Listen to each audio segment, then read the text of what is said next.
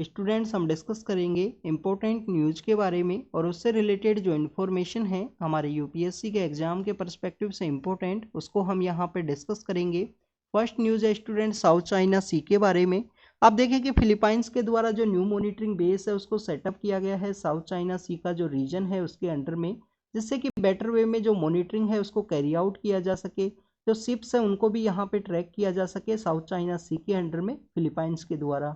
अगर हम बात करें स्टूडेंट साउथ चाइना सी के बारे में तो आपको यहाँ पे इंफॉर्मेशन होनी चाहिए कि कौन कौन से ऐसे जो आइलैंड्स हैं जो सिचुएटेड हैं इस साउथ चाइना सी के अंडर में, उनका नॉर्थ टू साउथ या ईस्ट टू वेस्ट जो डायरेक्शन है उसके बारे में भी आपको पता होना चाहिए।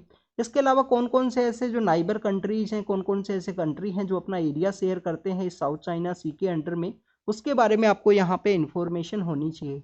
अगर हम बात करें स्टूडेंट्स फिलीपाइंस के बारे में तो आप देखिए कि 2016 के अंदर इसी साउथ चाइना सी के रिगार्डिंग में फिलीपाइंस के द्वारा जो केस है वो फाइल किया गया था अगेंस्ट द चाइना, कि चाइना के द्वारा जो 9 डैश लाइन है उसके थ्रू कम्प्लीटली जो साउथ चाइना सी है उसको अपने अंडर में डिक्लेयर किया गया था। तो उसी के अगेंस्ट में जो केस है वो फाइल किया गया था फिलीपाइंस के द्वारा।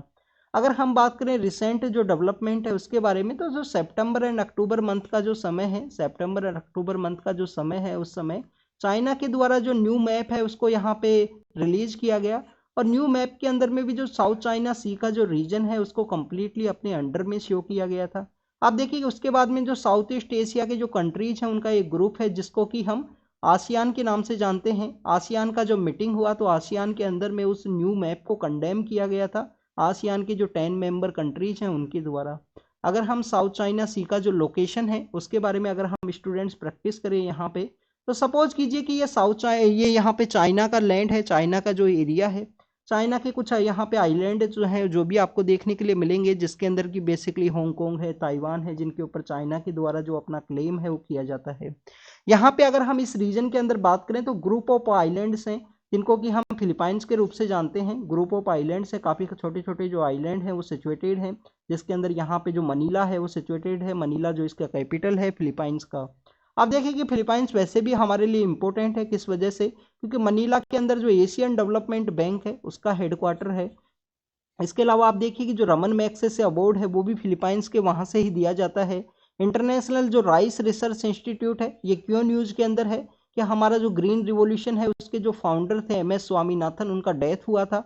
और आप देखिए कि MS स्वामीनाथन के द्वारा इस इंटरनेशनल राइस रिसर्च इंस्टीट्यूट के साथ मिलकर इंडिया के अंदर काफ़ी कुछ जो एग्रीकल्चर सेक्टर के अंदर जो डेवलपमेंट है वो किया गया। इसका एक जो बेसिकली जो रीजनल हेडक्वार्टर है वो वाराणसी के अंदर भी सिचुएटेड है। 2017 के समय उसको इस्टेब्लिश किया गया था वाराणसी के अंदर में। इंटरनेशनल राइस रिसर्च इंस्टीट्यूट है, एशियन डेवलपमेंट बैंक है, इसके अलावा क्या है स्टूडेंट्स, रमन मैग्सेसे अवार्ड जो फिलीपाइंस से दिया जाता है। तो यहाँ पे जो कम्प्लीटली जो एरिया है उसके ऊपर फिलीपाइंस के द्वारा जो क्लेम है वो किया जाता है कि ये जो एरिया है वो मेरे अंडर में आता है। चाइना के द्वारा इस तरीके से क्लेम किया जाएगा कि ये एरिया मेरे अंडर में है, कम्प्लीटली मेरा जो टेरिटरी है उसके अंडर में इसको कवर किया गया है। इसके अलावा आप देखें कि अगर हम बात करें मलेशिया है, वियतनाम है, ब्रुनई है, ऐसे काफ़ी सारे जो कंट्रीज हैं उनके द्वारा क्लेम किया जाता है अलग अलग सेक्टर्स को अपने अंडर में। अगर हम इसी साउथ चाइना सी के जो आइलैंड्स हैं उनके बारे में बात करें तो बेसिकली आपको जो आइलैंड्स हैं उनके बारे में भी इंफॉर्मेशन होनी चाहिए। स्टूडेंट्स यहाँ पे जो बेसिकली ये फिलीपाइंस है ये चाइना का रीजन है और यहाँ पे कौन सा कंट्री सिचुएटेड है, वियतनाम सिचुएटेड है। आप देखें कि यहाँ पे आप देखें कि कुछ आइलैंड्स हैं जिनके रिगार्डिंग में जो क्लेम्स हैं वो किए जाते हैं अलग अलग कंट्रीज के द्वारा। यहाँ पे सारबोग सारबोग नाम का एक जगह है जो बेसिकली फिलीपाइंस और जो चाइना है उनका क्लेम आपको देखने के लिए मिलेगा। पार्सल आइलैंड्स यहाँ पे सिचुएटेड हैं जो पार्सल आइलैंड्स हैं। इसके अलावा स्पार्तली जो आइलैंड्स हैं वो यहाँ पे हैं। तो इनका जो लोकेशन है उसके बारे में आपको पता होना चाहिए, अपने एटलास के अंदर इसके बारे में जरूर से प्रैक्टिस करना। Next news is regarding the Sri Lanka. Sri Lanka का एक एक्ट है जिसके अंदर जो प्रिवेंटिव ऑफ टेररिस्ट एक्टिविटीज है उनको कर्ब करने के रिगार्डिंग में PTA एक्ट के अंडर में यहाँ पे जो 10 पर्सन है उनको अरेस्ट किया गया है। तो उसके रिगार्डिंग में जो कंसर्न्स है वो रेज किए गए हैं। आप देखिए कि श्रीलंका का जो नॉर्दर्न पार्ट है उसके अंदर लिट्टे है उसका डोमिनेशन आपको देखने के लिए मिलता था, जिनका मेन मोटिव क्या है, liberation of Tamil tiger Eelam. LTTE जो प्रभाकरण के द्वारा स्टार्ट किया गया था उसके बाद में श्रीलंका के अंदर जो सिविल वॉर का सिचुएशन है वो क्रिएट हुआ। आप देखिए कि नॉर्दर्न पार्ट के अंदर ये तमिलियन पर्सन हैं। तमिलियंस कौन हैं, तमिलियंस इंडियन ओरिजिन के पर्सन्स हैं जिनको ब्रिटिश अथॉरिटीज के द्वारा वहाँ पे प्लांटेशन के समय में लेके गए थे और वहीं पे वो सेटल हो गए प्रेजेंट समय में, जो जाफना का जो रीजन है नॉर्दर्न श्रीलंका के अंदर में। तो वहाँ पे आप देखें कि जो कुछ पर्सन्स हैं जिनको अरेस्ट किया गया है, पीटीए जो प्रिवेंटिव ऑफ टेररिस्ट एक्टिविटीज है उसके अंडर में जो कंसर्न्स है वो रेज किए गए हैं तमिलियन जो एक्टिविस्ट हैं, तमिलियन जो पॉलिटिशियंस हैं उनके द्वारा, क्योंकि लिट्टे के समय इस एक्ट को यूज किया जाता था वहाँ पे पर्सन्स को अरेस्ट करने की रिगार्डिंग में, जिनके द्वारा लिट्टे का फुल फॉर्म आपको हमने बताया लिबरेशन ऑफ तमिल टाइगर इलम है उसका फुल फॉर्म, जो प्रभाकरन के द्वारा चला गया था श्रीलंका के अंदर, जो सिविल वॉर है उसका सिचुएशन क्रिएट हुआ था। नेक्स्ट न्यूज़ है स्टूडेंट्स वियतनाम और चाइना के बारे में, इनके द्वारा जो रेल लिंक है उसको यहाँ पे सेटअप किया जाएगा वियतनाम और चाइना के द्वारा। वियतनाम को हमने डिस्कस किया, यहाँ पे वियतनाम है। इसके अलावा आपको पता होना चाहिए कि कल हमने जो इंडो चाइना रीजन को डिस्कस किया था, इंडो चाइना रीजन क्या है स्टूडेंट्स? इंडो चाइना रीजन जो वियतनाम, लाओस और कंबोडिया है, सपोज कीजिए ये वियतनाम है, सपोज कीजिए वियतनाम है, यहाँ पे इसका जो कैपिटल है हनोई, वो सिचुएटेड है नॉर्दर्न पार्ट के अंदर में। इसका जो यहाँ पे अगर हम बात करें वेस्टर्न पार्ट के अंदर में जो कंबोडिया है वो सिचुएटेड है। इसका जो नॉर्दर्न पार्ट के अंदर में जो वेस्टर्न पार्ट है वहाँ पे बेसिकली आपको जो लाओस है वो देखने के लिए मिलेगा, और कंप्लीटली इधर जो थाईलैंड है। तो आप देखिए कि जो वियतनाम, लाओस और कंबोडिया का जो रीजन है, वीएलसी का जो रीजन है वियतनाम, लाओस और कंबोडिया, उसको हम किसके नाम से जानते हैं? इंडो चाइना के रूप से। और इंडिया और चाइना को हम किस रूप से डिफाइन करते हैं? उसको सिनो इंडिया के रूप में, एज ए डिप्लोमेसी के रूप में, जब भी हम इसको एड्रेस करते हैं। नेक्स्ट यहाँ पे सीरिया लियोन के बारे में है। तो बेसिकली ये वेस्टर्न अफ्रीका का कंट्री है, नॉर्दर्न वेस्टर्न अफ्रीका का जो कंट्री है सीरिया लियोन। सीरिया लियोन के कौन कौन से यहाँ पे जो नाइबर कंट्रीज हैं उनके बारे में आपको पता होना चाहिए। तो स्टूडेंट्स यहाँ पे लिबेरिया है, गिनिया है, ऐसे जो कंट्रीज हैं जो इसके साथ में एरिया शेयर करते हैं। तो यहाँ पे चाइना का जो इन्वेस्टमेंट है उसके रिगार्डिंग में ये टॉपिक न्यूज के अंदर में था।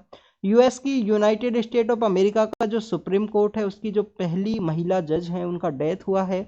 अभी आप देखें कि इंडिया का भी जो सुप्रीम कोर्ट की फर्स्ट वुमेन जज थी उनका डेथ हुआ था रिसेंटली। वो कौन थे स्टूडेंट्स? फातिमा बीबी हैं। फातिमा बीबी का भी अभी रिसेंटली डेथ हुआ। वो फर्स्ट वुमेन जज हैं सुप्रीम कोर्ट के अंदर में। अगर हम हाई कोर्ट के अंदर में वुमेन जज के बारे में बात करें तो वो कौन है स्टूडेंट्स? लैला सेठ हैं। लैला सेठ फर्स्ट हाई कोर्ट की जज हैं। आप देखिए कि हमारे जो नाइबर कंट्रीज हैं उन हर एक नाइबर कंट्रीज के अंदर में जो हाई कोर्ट्स हैं, सुप्रीम कोर्ट्स हैं, उनके अंदर में जो चीफ जस्टिस हैं वो महिला बन चुकी हैं। बट इंडिया के अंदर में हो सकता है कि आने वाले समय में जो कोई वुमेन जो चीफ जस्टिस ऑफ इंडिया है वो यहाँ पे बने। नेक्स्ट न्यूज़ है स्टूडेंट्स म्यांमार के बारे में। आज एक एडिटोरियल के अंदर भी इसको डिस्कस किया गया है। म्यांमार के रिगार्डिंग में न्यूज़ यही है कि जो चीन का अपना रिपब्लिक डे है वो रिपब्लिक है अपने आप को डिक्लेयर किया गया। तो म्यांमार के अंदर जो आर्मी का जो रूल है वो कम्प्लीटली यहाँ पे रूल यहाँ पे हट सकता है। पीपल्स के द्वारा जो रिवोल्ट है वो किया गया है, काफ़ी सारे ऐसे इंसर्जेंट ऑर्गेनाइजेशंस हैं उनके द्वारा भी जो रिवोल्ट है वो किया गया। सीज फायर जो कहाँ पे हुआ था, हमास और जो इजराइल के बीच में जो सीज फायर है वो डिक्लेयर किया गया था गाजा स्ट्रिप के रिगार्डिंग में, वो कम्प्लीटली यहाँ पे वापस से रिटर्न हुए हैं। वहाँ पे जो बॉम्बिंग है वो किया गया है। और आप देखें कि यूएस के द्वारा जो इजराइल के जो एक्सट्रीमिस्ट पर्सन्स हैं, एक्सट्रीमिस्ट सेटलर्स हैं, उनके ऊपर में जो बैन है आने वाले समय में लगाया जाएगा।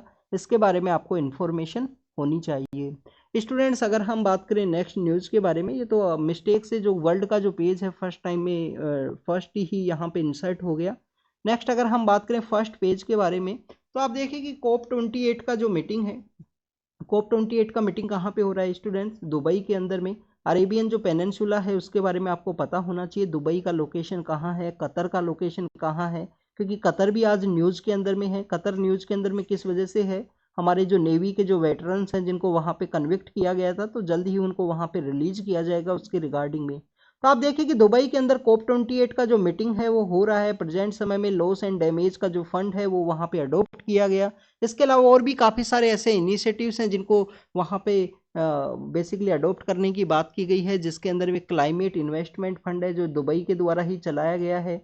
इंडिया के द्वारा यहाँ पे मेंबरशिप के बारे में बात की गई कि COP33 का जब मीटिंग ऑर्गेनाइज हो तो इंडिया के द्वारा उसको ऑर्गेनाइज करवाया जाए 2028 के समय में।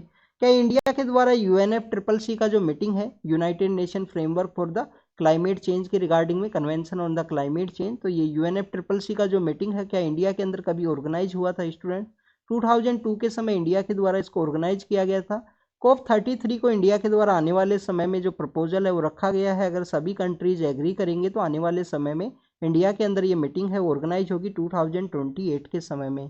नेक्स्ट अगर हम बात करें स्टूडेंट्स, इसी मीटिंग के अंदर में क्लाइमेट के रिगार्डिंग में जो ग्रीन क्रेडिट का जो कॉन्सेप्ट है वो हमारे पीएम सर के द्वारा वहाँ पे सजेस्ट किया गया कि ग्रीन क्रेडिट इनिशिएटिव्स है उसको आप अडॉप्ट कीजिए। अब ये ग्रीन क्रेडिट इनिशिएटिव क्या है? ग्रीन क्रेडिट इनिशिएटिव बेसिकली एक इनोवेटिव मार्केट बेस्ड मैकेनिज्म है जिसके अंदर भी यहाँ पे जो हमारी बैरन लैंड्स है वहाँ पे प्लांटेशन है वो किया जाएगा, वेस्ट लैंड के ऊपर जो प्लांटेशन है वो किया जाएगा। तो एक मार्केट बेस्ड मैकेनिज्म है जिसके अंदर आपको प्लांटेशन है वो देखने के लिए मिलेगा। सीएसआर का जो फंड है वो भी उसके अंदर यूज किया जाता है।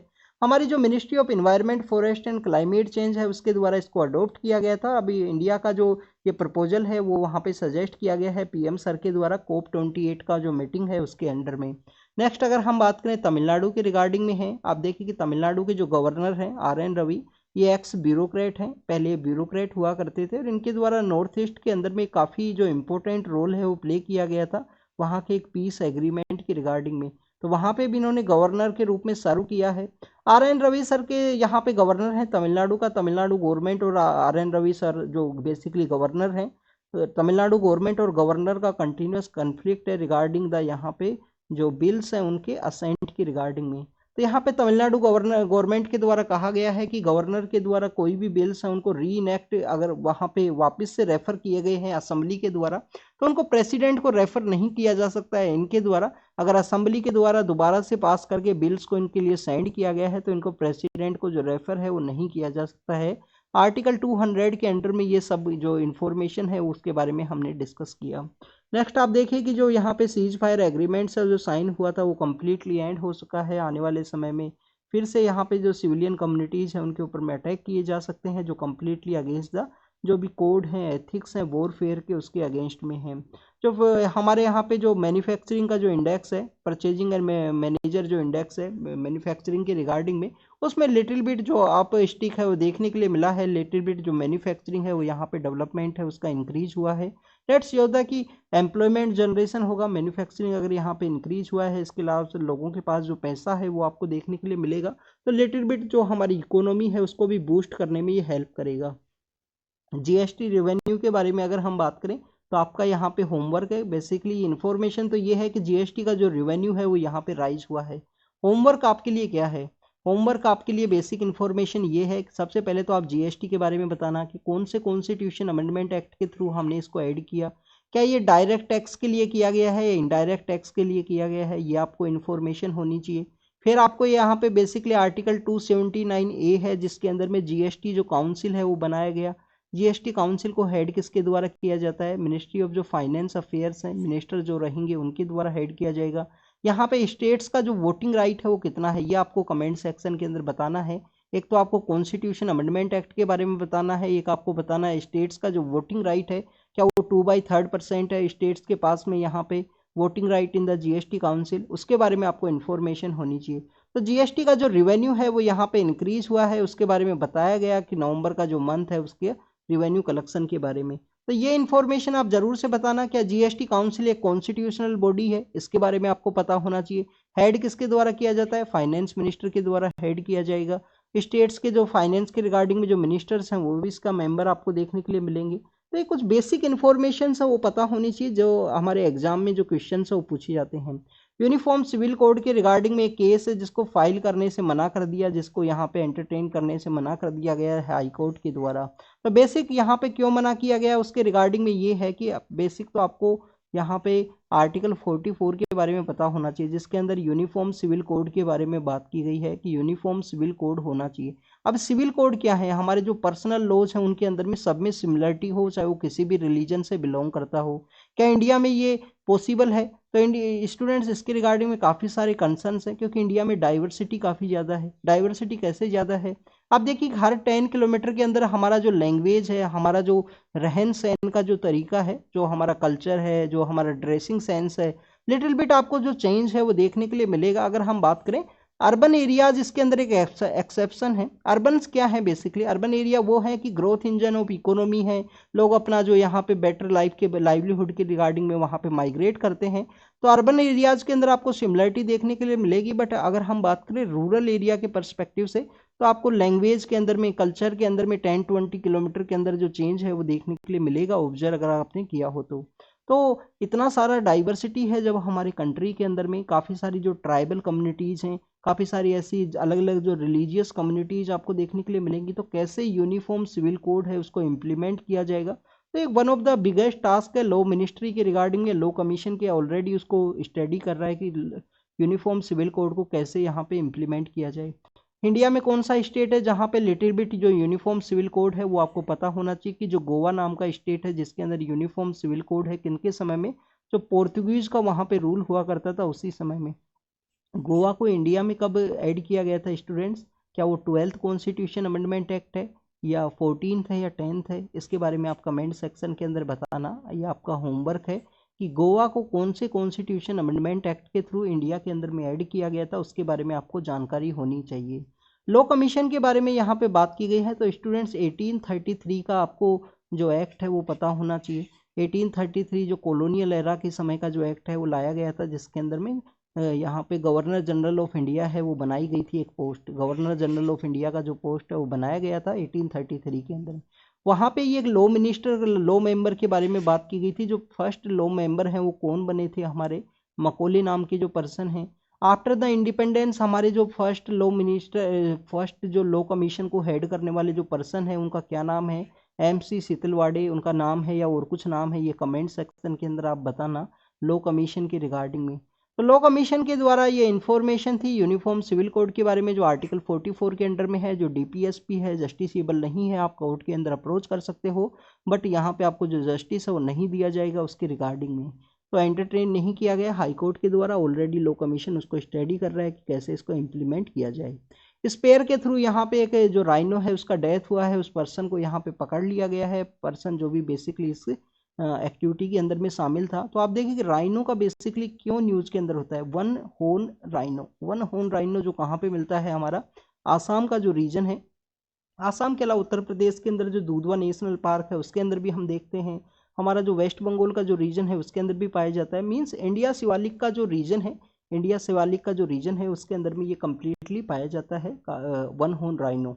वन हॉर्न राइनो का जो बेसिकली हॉर्न है ना स्टूडेंट, जो हॉर्न है, हॉर्न को आप देखिए कि ब्लैक मैजिक के अंदर में, इन सब एक्टिविटीज के अंदर में यूज किया जाता है, तो उसी की वजह से इसका जो पोचिंग है वो किया जाएगा। हॉर्न का जब वहां से उनका निकाला जाएगा इलीगल वे में तो उनका डेथ हो जाता है। तो आप देखिए कि इनका पॉपुलेशन डिक्लाइन करने में भी एक रोल प्ले किया जाता है इस इलीगल एक्टिविटीज के द्वारा। अगर हम वन हॉर्न राइनो का जो एरिया के बारे में बात करें तो काजीरंगा नेशनल पार्क है। सबसे पहले तो आपको आसाम के जो प्रोटेक्टेड एरियाज हैं उनके बारे में पता होना चाहिए। सबसे वेस्टर्न पार्ट के अंदर कौन सा है स्टूडेंट्स? रायमोना, रायमोना है वेस्टर्न पार्ट के अंदर में, Raimona national park. Total 7 national park हैं आसाम के अंदर में, इनका इन्फॉर्मेशन होनी चाहिए। भूटान के साथ में शेयर करता है अपना एरिया जिसको हम बोलते हैं मानस, मानस। और भूटान के अंदर में कौन है इसके साथ में? यहाँ पे ये बाउंड्री है, ये यहाँ पे मानस है, यहाँ पे आपको देखने के लिए मिलेगा भूटान के अंदर में रॉयल मानस। रॉयल मानस के अलावा आप देखिए कि यहाँ पे आपको जो काजीरंगा है वो सिचुएटेड है southern part of that Brahmaputra river के अंदर में। यहाँ पे नामेरी है, ओरांग है, ओरांग और नामेरी है। इसके अलावा आप देखिए कि धींग पटकाई है, दिब्रू सिकुआ है, ऐसे जो नेशनल पार्क हैं वो आपको देखने के लिए मिलेंगे आसाम के अंदर में। तो काजीरंगा के अंदर स्पेयर के थ्रू इनका जो वो बेसिकली वो किया गया, उनको किल कर दिया गया है राइनो को, उनका डेथ हुआ है उसके अंदर में। राइनो का IUCN स्टेटस के बारे में अगर हम बात करें तो स्टूडेंट्स वल्नरेबल है, काफ़ी ज़्यादा इंपॉर्टेंट है। इंडिया राइनो विजन भी आपको देखने के लिए मिलेगा। आसाम के अंदर में एक स्पेशल फोर्स है उसको भी डेवलप किया गया है जिससे कि राइनो का जो इलीगल पोचिंग है वो ना किया जाए। एक इसका डॉक्यूमेंट्री भी है कोर्ट स्टार नाम का, जो जो प्लेटफॉर्म है उसके ऊपर में। आप देखिए कि क्रिकेटर हुआ करते थे पहले, केविन पीटरसन। ये बेसिकली ब्रिटेन का जो टीम है, इंग्लैंड का जो टीम है उससे खेला करते थे केविन पीटरसन। उनका, उनके द्वारा ये डॉक्यूमेंट्री है, वो एनिमल्स के रिगार्डिंग में काफ़ी सारी डॉक्यूमेंट्री उनके द्वारा शूट की जाती हैं। तो उसी के अंदर एक डॉक्यूमेंट्री है रिगार्डिंग द काजीरंगा कि कैसे वहाँ पे जो फोर्सेज हैं वो वर्क करती हैं। अगर आप भी UPSC के अंदर में जो फॉरेस्ट सर्विस है उसके अंदर में अगर आप सेलेक्ट हो गए तो आप देखिए कि आपको भी मौका मिलेगा वहाँ पे, अगर आप सर्व करते हो, कि कैसे वहाँ पे आपको प्रोटेक्ट करोगे अपना जो आपके ऑफिसर्स हैं, आपके जो साथ में जो करने वाले जो कलीग्स हैं उनको कैसे यूज करते हो, फोर्स का यूज, मॉनिटरिंग कैसे किया जाएगा। तो काफ़ी एक रिस्की टास्क है काजीरंगा के एरिया के अंदर में। नेक्स्ट अगर हम बात करें, हमने कल नेशनल एंथम के बारे में डिस्कस किया था। कोई मेंबर ऑफ पार्लियामेंट्स हैं जिनके द्वारा इंसल्ट किया गया नेशनल एंथम का, तो अभी उनके द्वारा अम्बेडकर का जो स्टैचू है, डॉक्टर भीमराव अम्बेडकर, उनका जो स्टैचू है उसको क्लीन किया गया है। आप देखिए कि हमारी गवर्नमेंट के द्वारा टूरिज्म को बूस्ट करने की रिगार्डिंग में काफ़ी सारी जो सर्किट्स हैं उनको डेवलप करने की बात की गई थी कुछ दिन पहले, लास्ट 4 to 5 ईयर्स के अंदर में। उसी के अंदर में जो अंबेडकर सर्किल है उसको भी डेवलप करने की बात की गई। अंबेडकर सर्किल के अंदर जो 5 प्लेसेज हैं, डॉक्टर भीमराव अंबेडकर की लाइफ से रिलेटेड जो 5 प्लेसेज हैं उनको वहाँ पे डेवलप किया जाएगा जिससे कि टूरिज्म बूस्ट हो। वो 5 प्लेसेज कौन कौन से हैं स्टूडेंट्स? बर्थ प्लेस कहाँ पे है डॉक्टर भीमराव अंबेडकर का? महू नाम की एक जगह है मध्य प्रदेश के अंदर, वहाँ पे इनका बर्थ है। मऊ के बारे में आपको एक और पता होना चाहिए। आप देखिए कि हम काफी बार एक रिवर के बारे में डिस्कस करते हैं, रिवर का नाम है चंबल रिवर, चंबल नदी, जिसके अंदर में चंबल के अंदर में काफी सारे जो तस्कर हैं वो पाए जाते थे, जिसको कि चंबल तस्कर या चंबल के जो डाकू हैं उनका नाम दिया जाता था। तो चंबल नदी है वो, ये महू का जो रीजन है वहां से ये ओरिजिनेट करती है, उसी रीजन के आसपास से ये ओरिजिनेट करती है चंबल नदी, इसके बारे में आपको पता होना चाहिए। और ऐसे ही ये फ्लो करेगी सदर्न से नॉर्दर्न पार्ट के लिए फ्लो करती है चंबल रिवर, और बेसिकली यहाँ पे राजस्थान एंड उत्तर प्रदेश का जो इटावा का रीजन है वहां से फ्लो करते हुए यमुना के अंदर में यहाँ पे मर्ज होती है, यमुना को ये ज्वाइन करती है चंबल नदी। तो मऊ का जो रीजन है वहां पे इनका बर्थ हुआ। बर्थ के अलावा आप देखिए कि इनके द्वारा नागपुर के अंदर में, नागपुर के अंदर जो लेटर फेज में जो बुद्धिज्म है वो इनके द्वारा किया गया, चूज किया गया। इसके अलावा मुंबई है और दिल्ली है। तो 4 प्लेसेज इंडिया के अंदर है, एक प्लेस यहाँ पे यूनाइटेड किंगडम के अंदर में या इंग्लैंड के अंदर में है, जिसको डेवलप किया जाएगा उस अंबेडकर सर्किट के अंडर में। इसके अलावा डॉक्टर अंबेडकर के बारे में आपको इन्फॉर्मेशन ये होनी चाहिए कि डॉक्टर अंबेडकर के द्वारा जो हमारी ड्राफ्टिंग कमेटी है उसको भी हेड किया गया था, हमारे कॉन्स्टिट्यूशन का जो ड्राफ्टिंग कमेटी है उसको भी हेड किया गया था। तो ये बेसिक इन्फॉर्मेशन है। कौन कौन से ऐसे मूवमेंट्स है जो डॉक्टर अंबेडकर सर के द्वारा लीड किए गए फ्रीडम स्ट्रगल के समय में? एक तो 1927 का एक मूवमेंट है, इनके बारे में आपको इन्फॉर्मेशन होनी चाहिए। आप देखिए कि हमारा जो आरबीआई का जो बेसिक कमीशन बना था ना, Hilton commission, young and Hilton commission, उस कमीशन को भी इनके द्वारा बेसिकली उसमें भी एक इम्पोर्टेंट कॉन्ट्रीब्यूशन किया गया। तो हमारे जो बेसिक इंस्टीट्यूशन जो डेवलप हुए हैं हमारे कॉन्स्टिट्यूशन के थ्रू या आरबीआई जैसा जो इंस्टीट्यूशन है उसके अंदर में डॉक्टर अंबेडकर सर का एक इम्पोर्टेंट रोल है जो आपको बेसिक पता होना चाहिए यूपीएससी के एग्जाम के पर्सपेक्टिव से। नेक्स्ट अगर हम बात करें लोकल बॉडीज़ को यहाँ पे फंड करने के बारे में बात की गई थी केरल के अंदर में। केरल का एक मूवमेंट है जिसके अंदर वहाँ के जो चीफ मिनिस्टर्स हैं, पॉलिटिकल पर्सनस हैं, वो यात्रा के लिए निकलेंगे हर एक एरिया के अंदर में। तो नवा केरला सादाज नाम का एक मूवमेंट है जिसको वहाँ पे बनाया गया है। बेसिकली हाई कोर्ट के द्वारा स्टे लगा दिया गया कि लोकल बॉडीज़ के द्वारा जो फंड है वो नहीं रिलीज किया जाएगा ऐसे मूवमेंट्स के अंदर में, जो गवर्नमेंट का खुद का एक पब्लिसिटी कैंपेन है।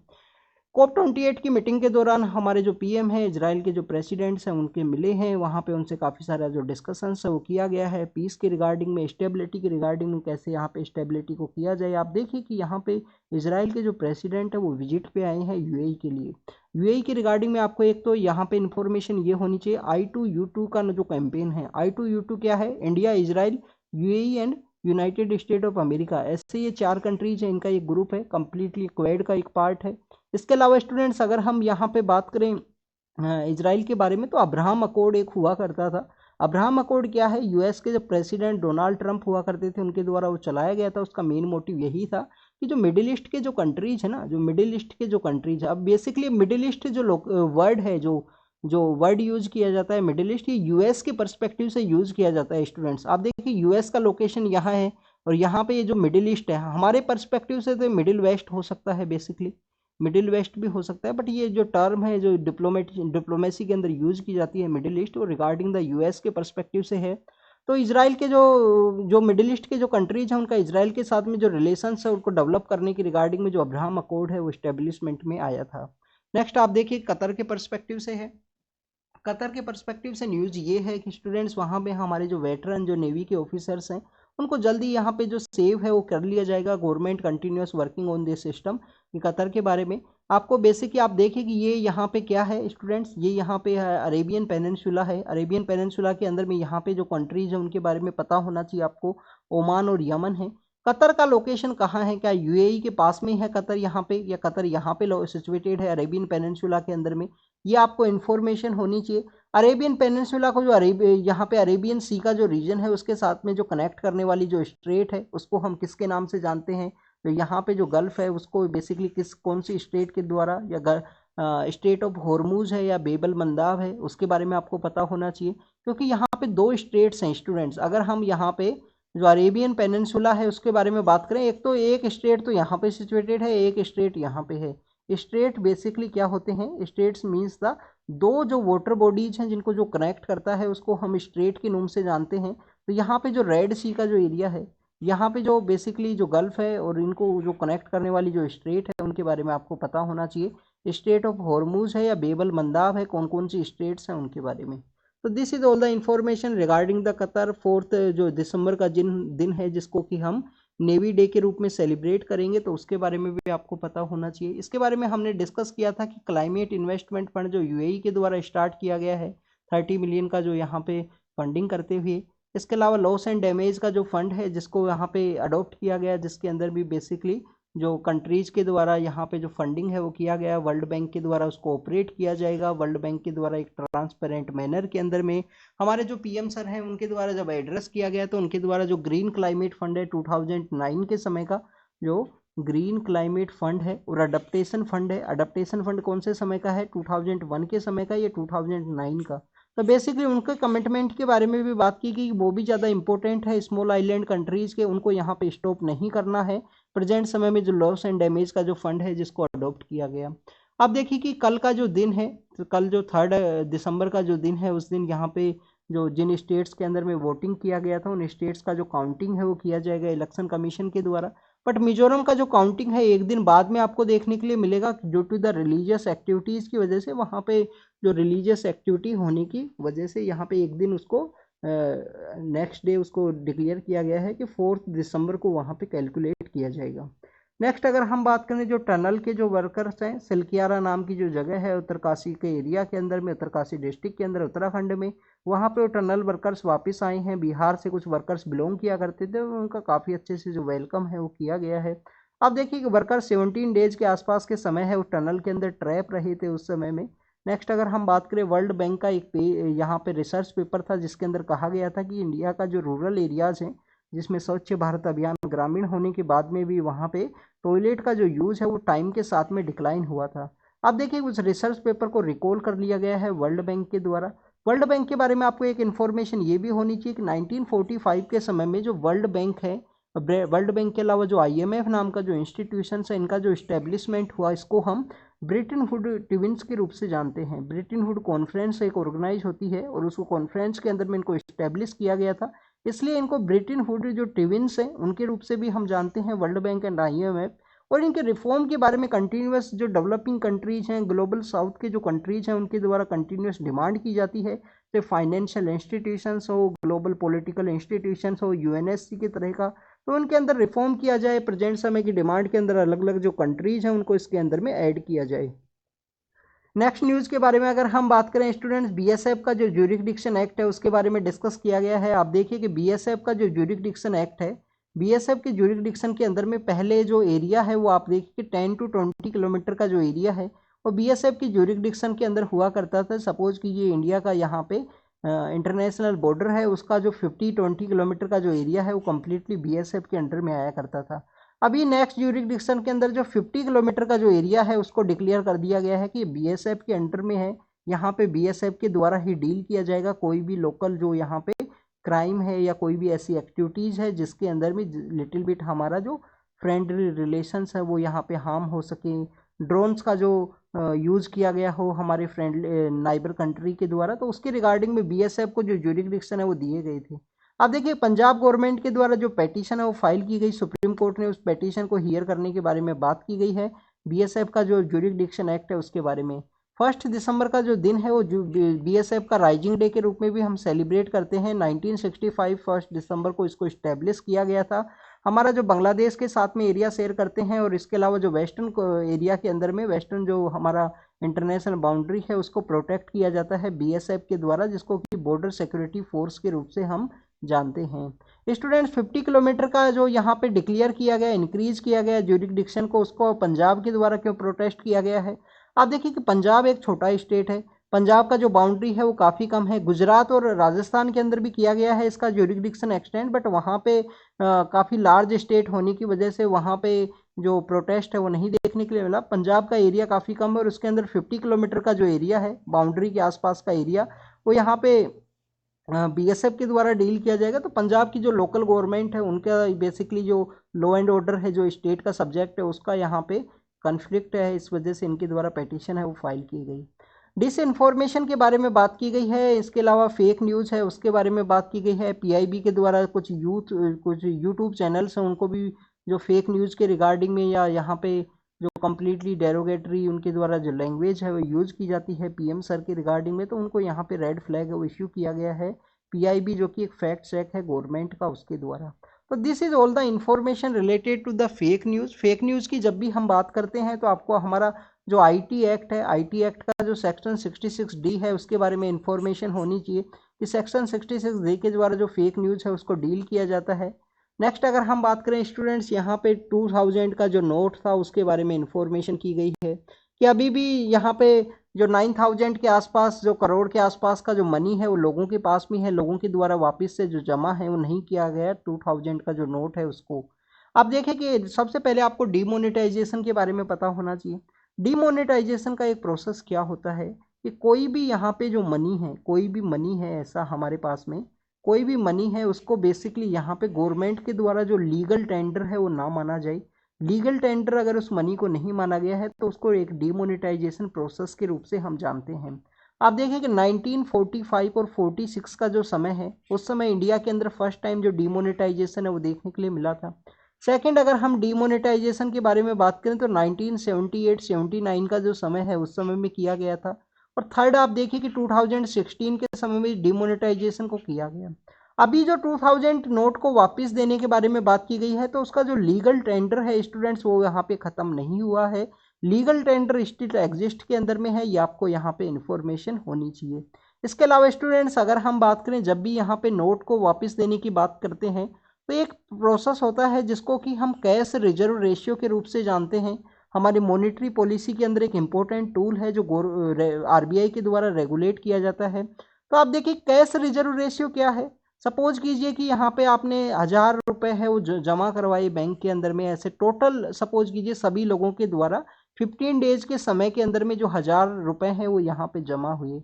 तो यहाँ पे जो हमारा आरबीआई है उसके द्वारा बताया दिया जाता है रिजर्व बैंक ऑफ इंडिया के द्वारा अपनी मॉनेटरी पॉलिसी के अंदर में कि आपको जो 25% है सपोज करना ये स्टूडेंट्स प्रेजेंट समय में हमारा सीआरआर कितना है इसके बारे में आपको कमेंट सेक्शन के अंदर आप बताना सीआरआर कितना है, एसएलआर कितना है प्रेजेंट समय में।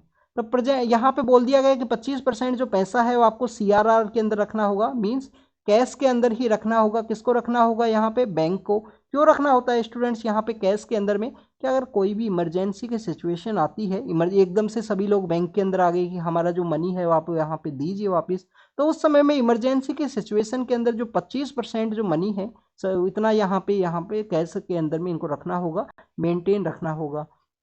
क्या यहाँ पे जो आरबीआई की जो गाइडलाइंस हैं कैश के अंदर पैसा रखना, एसएलआर के अंदर जो जितना भी मनी है उसको रखना, क्या उसके अंदर में आरबीआई की जो गाइडलाइंस है उसको नहीं मानेगा तो आरबीआई के द्वारा पैनल यहाँ पे कोई भी एक्शन है वो लिया जा सकता है बैंक के अगेंस्ट में? तो यस स्टूडेंट्स यहाँ पे जो एक्शंस हैं वो लिए जा सकते हैं अगर किसी भी बैंक के द्वारा आरबीआई की जो गाइडलाइंस है उनको नहीं माना गया तो this is all the information related to the cash reserve ratio. तो जब भी यहाँ पे बैंक के अंदर में वापस जो नोट है वो जमा करने होते हैं उस प्रोसेस को हम क्या जानते हैं? क्या वहाँ पे जो सीआरआर है वो 100% हो जाता है उस समय में एक एक्सेप्शनल सिचुएशन के अंदर में, या आईसीआरआर यहाँ पे काम करेगा? तो बेसिक ये इन्फॉर्मेशन है, इसके बारे में आप रीड करना। पावर यूज के बारे में है कि पावर यूज यहाँ पे इंक्रीज हुआ है। आप देखिए कि फेस्टिवल का समय भी था नवंबर के अंदर में, तो इस वजह से हो सकता है कि पावर का यूज है वो इंक्रीज हुआ हो, विंटर भी आई है तो उसके बारे में यहाँ पे डिस्कस किया गया है। अभी हमने पावर के रिगार्डिंग में है, कश्मीर के रिगार्डिंग में एक टॉपिक को डिस्कस किया था कुछ दिन पहले, कश्मीर को हमने डिस्कस किया था। तो वहाँ पे भी हमने बताया था कि आपको बेसिकली जो कश्मीर के अंदर जो हाइड्रो इलेक्ट्रिक के जो प्रोजेक्ट्स हैं उसके बारे में आपको रीड करना चाहिए कि क्या कृष्ण गंगा रिवर के ऊपर में कोई प्रोजेक्ट है या कोई दूसरी रिवर के ऊपर में कोई प्रोजेक्ट है, उन सभी के बारे में जब आप इस तरीके से रीड करोगे ना स्टूडेंट तभी ही आपको एग्जाम के अंदर आप परफॉर्म कर पाओगे। अगर ऑटोमेटिकली मैं आपको यहाँ पे सभी इंफॉर्मेशन न्यूज़पेपर के अंदर डिलीवर कर दूँ तो आप यहाँ पे कोई भी कोशिश नहीं करोगे और वो जो इन्फॉर्मेशन है वो आपको लंबे समय तक आप उसको कैरी नहीं कर सकते हो, लंबे समय तक नहीं कैरी करोगे। अगर आप इस बहाने लिटिल बिट एक बार गूगल भी किए, एक बार आपने गूगल भी किया किसी टॉपिक को, तो आपको वो इन्फॉर्मेशन है लंबे समय तक हो सकता है कि 1 मंथ 2 मंथ या 15 डेज के आसपास वो याद रहे। कभी एग्जाम के अंदर में कोई डिफिकल्ट सिचुएशन के अंदर में आपको जो इन्फॉर्मेशन है वो कैरी आउट करे, तो इसी वजह से इम्पोर्टेंट है। एक हमारे यहाँ पे जितने भी जो डायरेक्ट टैक्स के जो केसेज हैं उनको डील करने के रिगार्डिंग में विवाद से विश्वास का एक कॉन्सेप्ट है फाइनेंस मिनिस्ट्री का। जितना भी हमारे डायरेक्ट टैक्स के रिगार्डिंग में दो कंपनीज के रिगार्डिंग में कोई भी केसेज है उनको डील करने का एक कॉन्सेप्ट है विवाद से विश्वास। तो उसके अंडर में कोविड-19 के समय के जो MSMEs हैं, micro small and medium enterprise, तो उनकी रिगार्डिंग में जो 47,000 करोड़ के आसपास के जो केसेज 47,000 के आसपास जो केसेज हैं उनको यहाँ पे रिफंड किया गया है, उनको यहाँ पे जो सुधारा गया है विवाद से विश्वास के अंदर में।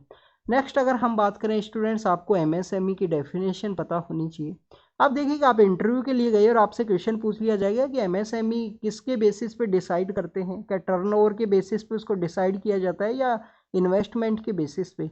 तो आपको डेफिनेशन बतानी होती है कि माइक्रो का टर्नओवर कितना होना चाहिए, स्मॉल का कितना और मीडियम का कितना होना चाहिए। ये आपको बेसिक इन्फॉर्मेशन, ऐसे ही जो क्वेश्चन है वो पूछे जाते हैं यूपीएससी के अंदर। बेसिक बेसिक जो चीज़ें हैं टॉपिक न्यूज़ के अंदर होएगा, उसका जो बेसिक क्वेश्चंस पूछ लिए जाएंगे।